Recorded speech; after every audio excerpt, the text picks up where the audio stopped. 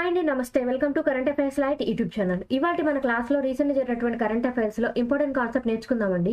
మీకు కనుక మా ఛానల్లో ఉన్నటువంటి వీడియోస్ అండ్ ఎక్స్ప్లెనేషన్ నచ్చినట్లయితే మా ఛానల్ లైక్ చేయండి, షేర్ చేయండి అండ్ సబ్స్క్రైబ్ చేయండి. Welcome to current affairs light YouTube channel. ఇవాళ మన కాన్సెప్ట్ వచ్చేసి ఫస్ట్ వన్, రీసెంట్ టైంలో ఒక పురాతనమైనటువంటి జురాసిక్ బర్డ్ ఫాజిల్ అనేది కనుగొనడం జరిగింది. ఎక్కడ ఇది కనుగొన్నారంటే చైనాలో అనమాట. సో మనకి అప్పుడప్పుడు ఇలా పురాతన తవ్వకాల్లో కావచ్చు, కొన్ని చోట్ల శిలాజాలు బయటపడినప్పుడు ఏవైతే మన డైనోసార్లు కావచ్చు, అట్లాంటివి ఏవైతే ఉంటాయో అవన్నీ మనకి కనిపిస్తూ ఉంటాయి అన్నమాట. అదేవిధంగా ఒక చాలా పురాతనమైనటువంటి ఒక జురాసిక్ బర్డ్ అనే దానికి సంబంధించిన శిలాజం ఏదైతే ఉందో అది ఎక్కడ కనిపించిందంటే చైనాలో అనమాట. దీన్ని బట్టి దానికి కొంచెం చాలా పురాతనమైందని వాళ్ళ అబ్జర్వేషన్ ద్వారా కనుగొన్నారు. అండ్ దాన్ని వీళ్ళు ఈ విధంగా ఉండొచ్చు అని భావిస్తున్నారు అనమాట. ఎందుకంటే ఇక్కడ లభించినటువంటిది ఏదైతే ఉందో అది ఎలా ఉందంటే ఒక పక్షిని పోలి ఉంది. సో ఆ టైంలో అది ఒక పక్షి, ఒక డైనోసార్ పక్షి లాంటిది. వాళ్ళు ఆ కనుగొన్నటువంటి శిలాజం యొక్క రూపాన్ని వాళ్ళు డ్రాయింగ్ అనేది తయారు చేయడం జరిగింది అనమాట. అండ్ దీని యొక్క పేరు వచ్చేసి, సో ఇది ఎంత పురాతనమైనది అని వాళ్ళు భావిస్తున్నారంటే నియర్లీ 150 మిలియన్ సంవత్సరాల క్రితం ఉన్నటువంటి ఒక పురాతనమైనటువంటి పక్షిగా భావిస్తున్నారు. డైనోసార్ పక్షి అనమాట, ఆ కాలం నాటిది. అండ్ దీని యొక్క పేరు వచ్చేసరికి ఇది పక్షిలాగా ఉంది, చాలా తోక కూడా చాలా చిన్నగా ఉందన్నమాట. అంటే పెద్దగా ఉండకుండా, డైనోసార్ అన్నప్పుడు ఎప్పుడైనా సరే లాంగ్ టైల్ అనేది ఎక్స్పెక్ట్ చేస్తుంటాం.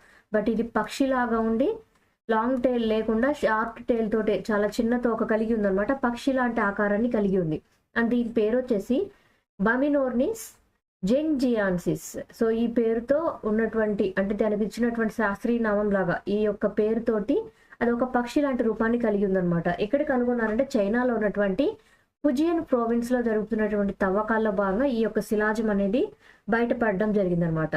అండ్ ఇది వచ్చేసి, అంటే ఇప్పుడు దొరికినటువంటి శిలాజం ఏదైతే ఉందో అది పైగో స్టైల్లో ఉందన్నమాట. అండ్ పైగో స్టైల్తో పాటు ఒక బోన్లో దాని యొక్క స్ట్రక్చర్ ఏదైతే ఉందో అది ఇప్పుడు రీసెంట్గా అయినటువంటి పక్షులు ఏవైతే ఉన్నాయో వాటికన్నా కూడా ఒక విభిన్నమైనటువంటి ఆకారాన్ని కలిగినటువంటి పక్షిలాగా ఉందన్నమాట. కానీ పక్షిని పోలి ఉంది. ఇది నార్మల్ డైనోసార్ లాగా కాకుండా ఒక పక్షి ఆకారంలో ఉన్నటువంటి డైనోసార్ శిలాజంగా వాళ్ళు గుర్తించడం జరిగిందనమాట.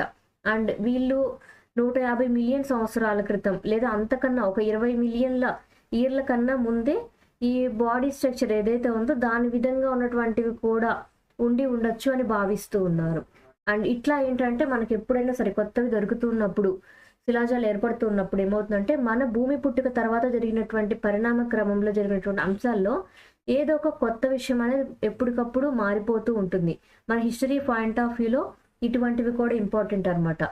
అండ్ ఇట్లాంటిది కనిపెట్టడం ద్వారా, అంటే ఒక పక్షికి సంబంధించినటువంటి ఒక శిలాజ ఆధారం అనేది దొరకడం ద్వారా లేట్ జురాసిక్ పీరియడ్ ఏదైతే ఉందో దానికి సంబంధించినటువంటి ఒక ఆధారం ద్వారా చైనాలో ఇటువంటి పక్షి రూపంలో ఉన్నటువంటి డైనోసార్ల కాలానికి సంబంధించినటువంటి ఒక పక్షి, పెద్ద సైజులో ఉన్నటువంటి పక్షి రూపం అనేది ఉన్నాయి, ఆ కాలానికి చెందినవని ఈ యొక్క నమూనాలతోటి కనుగొనడం జరిగింది.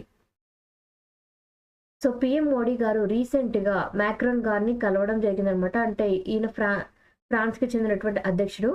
ఆయన్ని కలిసి చర్చించినప్పుడు ఎక్కువగా ఏ విషయం గురించి మాట్లాడారంటే మోడీ గారు ఆర్టిఫిషియల్ ఇంటెలిజెన్స్కి సంబంధించినటువంటి రోడ్ మ్యాప్, నథింగ్ బట్ రెండు దేశాలు కలిసి పనిచేసే క్రమంలో ఆర్టిఫిషియల్ ఇంటెలిజెన్స్ని ఏ విధంగా ఉపయోగించుకోవాలి, రెండు దేశాల మధ్య ఎలా ఒకరికొకరు సహాయం అందజేసుకోవాలి అనేటువంటి అంశాల గురించి చర్చించారనమాట. సో రీసెంట్గా అయితే మోడీ గారు అండ్ ఫ్రాన్స్ పెద్దగా ఉన్నటువంటి మ్యాక్రాన్ గారు ఇద్దరు కలిసి కొన్ని విషయాలను చర్చించారనమాట. ఎటువంటివంటే రెండు దేశాలకు సంబంధించి అడ్వాన్స్డ్ మాడ్యులర్ రియాక్టర్స్ అనేవి ఎలా మార్చాలి, అంటే మనం అక్కడి నుంచి కొనుగోలు చేయడము అండ్ కొన్ని రకాలైనటువంటి టెక్నాలజీస్ పరంగా వాళ్ళ నుంచి సహాయం అనేది తీసుకోవడం. అండ్ దాంతోపాటు స్మాల్ మాడ్యులర్ రియాక్టర్స్ ఏవైతే ఉన్నాయో వాటి గురించి కూడా సైన్ చేయడం జరిగింది. సో అక్కడ నుంచి మనం కొనుగోలు చేసుకొని న్యూక్లియర్ ఎనర్జీ వైపుగా మనం ఇక మీదట ముందుకు వెళ్ళబోతున్నాం అనమాట. అండ్ దాంతోపాటు మోడీ గారు అండ్ మ్యాక్రాన్ గారు చర్చించినటువంటి విషయాల్లో ఆర్టిఫిషియల్ ఇంటెలిజెన్స్కి సంబంధించింది, ఎస్పెషల్లీ మనం ఫ్యూచర్ టైంలో రెండు దేశాల మధ్య ఫ్రెండ్షిప్ ఏ విధంగా ఉండబోతుంది అన్ని అంశాల్లో ఉన్నప్పుడు అన్నిట్లో వాడుకునే క్రమంలో ఆర్టిఫిషియల్ ఇంటెలిజెన్స్ని ఏ విధంగా వాడుకోవాలనేది కూడా ఇందులో మనకు తెలుస్తుంది అనమాట. అండ్ దాంతోపాటు ఇక మీదట 2 దేశాలు కలిసి చేసేటువంటి ప్రతి పనిలో మల్టీలేటరల్ అనమాట. అంటే ఓన్లీ దేశంలోకి సంబంధించినటువంటి విషయాలే కాదు, దేశ రక్షణకి సంబంధించినవి అయ్యుండొచ్చు, సైన్స్ అండ్ టెక్నాలజీకి సంబంధించినట్టు అయ్యుండొచ్చు, లేదా వెదర్ పరంగా అయ్యుండొచ్చు. ఇలా 2 దేశాల మధ్య అన్ని విషయాల్లో కూడా అవసరమైనటువంటి సహాయం అనేది గ్లోబల్ పరంగా అండ్ మనకి కనుక ఏదైనా యుద్ధ పరిస్థితులు వస్తే మన దేశంకి అక్కడ ఉన్నటువంటి ఫ్రాన్స్ దేశం నుంచి సపోర్ట్ అందాలి. అలా చాలా విషయాలు 2 దేశాలు కలిసి సహాయం అందించుకునే విధంగా వారిద్దరి చర్చ అనేది ముందుకు సాగిందనమాట. సో మెయిన్గా ఏ విషయం గురించి అంటే ఆర్టిఫిషియల్ ఇంటెలిజెన్స్ గురించి చర్చించారు. సో తులసి గబ్బార్డ్ గారు వచ్చేసి యుఎస్ ఇంటెలిజెన్స్ చీఫ్గా అపాయింట్ చేయడం జరిగింది. అండ్ ఆమెకి స్పెషల్ ఉందన్నమాట. ఎందుకంటే ఆమె ఎప్పటి నుంచో ఉంది. తులసి గబ్బార్డ్ గారిని యుఎస్ ఇంటెలిజెన్స్ చీఫ్గా పెట్టడం అనేది చాలా ఇంపార్టెంట్.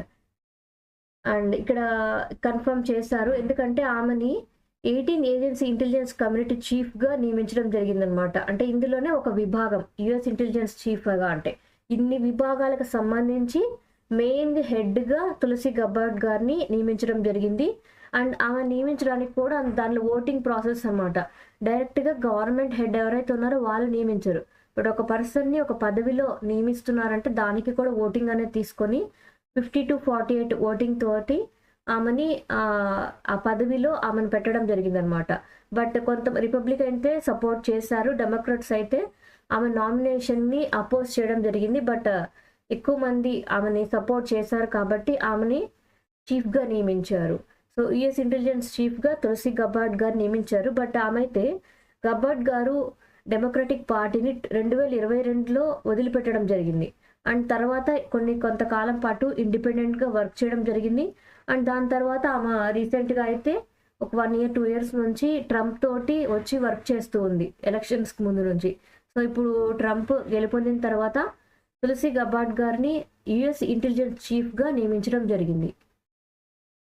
హర్యానా రాష్ట్రానికి సంబంధించినటువంటి ఒక న్యూస్ ఏంటంటే సాయిల్ హెల్త్ని బెటర్గా మార్చడానికి అక్కడ సాయిల్ హెల్త్ కార్డ్ స్కీమ్ లాంటిది ఒకటి తీసుకొని వచ్చారు.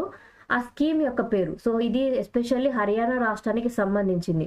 కానీ మనకి కరెంట్ అఫైర్స్ పరంగా ప్రతి రాష్ట్రంలో చేసేటువంటి ప్రోగ్రామ్స్ ఏవైతే ఉంటాయో రాష్ట్ర అభివృద్ధి కోసం అటువంటి స్కీమ్స్ అండ్ పాలసీస్ గురించి కూడా మనం ఎప్పటికప్పుడు తెలుసుకుంటూ ఉండాలి. సో హర్యానా రాష్ట్రానికి సంబంధించి ఈ స్కీమ్ ఎందుకోసం అంటే అక్కడ ఉన్నటువంటి పంట పొలాల యొక్క రక్షణ కోసం, ఎంత సాయిల్ అనేది హెల్తీగా ఉందని ఎప్పటికప్పుడు చెక్ చేయడానికి అనమాట. సో దాని పేరు వచ్చేసి హర్కేత్ స్వస్థకేత్ అనేటువంటి క్యాంపెయిన్ ఎందుకోసం అంటే సాయిల్ హెల్త్ కార్డ్స్ అని మంజూరు చేయడం కోసం, భూమి యొక్క ఆరోగ్య పరిరక్షణ కోసం. ఇది ఎక్కడ ప్రవేశపెట్టడం జరిగిందంటే హర్యానా రాష్ట్రంలో. అండ్ ఈ క్యాంపెయినింగ్ నథింగ్ బట్ ఇక్కడ హర్కేత్ స్వస్థకేత్ అనేటువంటి క్యాంపెయినింగ్ ఏదైతే ఉందో అది దాని ద్వారా ఏంటంటే అక్కడ ఉన్నటువంటి రైతులు ఎవరైతే ఉంటారో వాళ్ళందరికీ కూడా సాయిల్ హెల్త్ కార్డ్స్ అనేవి ఇస్తారనమాట. సో సాయిల్ హెల్త్ కార్డ్స్ అన్నప్పుడు ఏ విధంగా వాళ్ళు ఇస్తారంటే అక్కడ ఉన్నటువంటి నేల రకాన్ని వాళ్ళు టెస్ట్ చేసిన తర్వాత శాంపుల్స్ తీసుకొని ఈ యొక్క నేల రకంలో ఇంత పంట పండుతుంది, ఈ యొక్క నేల రకం ఇంత ఎరువులతోటి పండించగలగాలి, ఇది ఇంత సారవంతంగా ఉంది, అటువంటి అన్నీ కూడా డేటా అనేది వాళ్ళు ఒక కార్డ్ ద్వారా ఇస్తారనమాట. సో ఆ కార్డ్ ద్వారా ఏంటంటే కావాల్సినటువంటి పంట బాగా పండుతుందో లేదో ఈజీగా అర్థమైపోతుంది. అండ్ దాంతోపాటు ఇక్కడ వీళ్ళు ఏంటంటే నియర్లీ 70 లక్షల వరకు కూడా సాయిల్ శాంపుల్స్ అనేవి తీసుకోవడం జరిగింది. అండ్ దానిలో 55 లక్షల వరకు కూడా అనలైజ్ చేసి 86.65 lakh సాయిల్ హెల్త్ కార్డ్స్ అనేవి ఆల్రెడీ డిస్ట్రిబ్యూషన్ అనేది చేసేసారు. సాయిల్ హెల్త్ కార్డ్స్ అని ఇవ్వడం ద్వారా ఏంటంటే ప్రతి ఒక్క ప్రాంతంలో పంటల యొక్క కాలాన్ని అండ్ ఎంతవరకు బాగా పండగలుగుతున్నాయి అనేది కూడా అంచనా వేయడానికి వీలు కలుగుతుంది. అండ్ నియర్లీ దీనికోసం అయితే అంటే అసలు సాయిల్ హెల్త్ కార్డ్స్ చేయాలి అంటే అక్కడ సాయిల్ని టెస్ట్ చేసేటువంటి ల్యాబొరేటరీస్ కూడా ఉండాలి. దానికోసం 17 పర్మనెంట్గా ఉండేటువంటివి అండ్ దాంతోపాటు 54 వరకు కూడా స్మాల్ టెస్టింగ్ ల్యాబొరేటరీస్ అనేవి కూడా హర్యానా గవర్నమెంట్ వాళ్ళు ఎస్టాబ్లిష్ చేయడం జరిగింది. అండ్ దాంతోపాటు 240 ల్యాబ్స్ అనేవి స్కూల్స్కి కాలేజెస్కి అనుబంధంగా కూడా ఈ సాయిల్ హెల్త్ కార్డ్స్ మంజూరు చేయడానికి వాటిని కూడా వినియోగించుకొని ఆ ల్యాబ్స్ అనేవి అక్కడ కూడా ఏర్పాటు చేయడం జరిగింది. సో అలా సాయిల్ హెల్త్ కార్డ్స్ కోసం ప్రత్యేకమైనటువంటి స్కీమ్ ఏదంటే హర్కేత్ స్వస్థకేత్ అనేటువంటి క్యాంపెయినింగ్ ద్వారా సాయిల్ హెల్త్ కార్డ్స్ అనేవి హర్యానా రాష్ట్రంలో అందజేస్తూ ఉన్నారు. Thank you for watching my video. మీకు కనుక నా వీడియో ఎక్స్ప్లెనేషన్ నచ్చినట్లయితే నా వీడియోస్ లైక్ చేయండి, షేర్ చేయండి అండ్ సబ్స్క్రైబ్ చేయండి. మీకు నా వీడియోస్ ఏ విధంగా అనిపిస్తున్నాయో నాకు కామెంట్ సెక్షన్లో తెలియజేయండి. Thank you for watching my video. Thank you for watching my video. Thank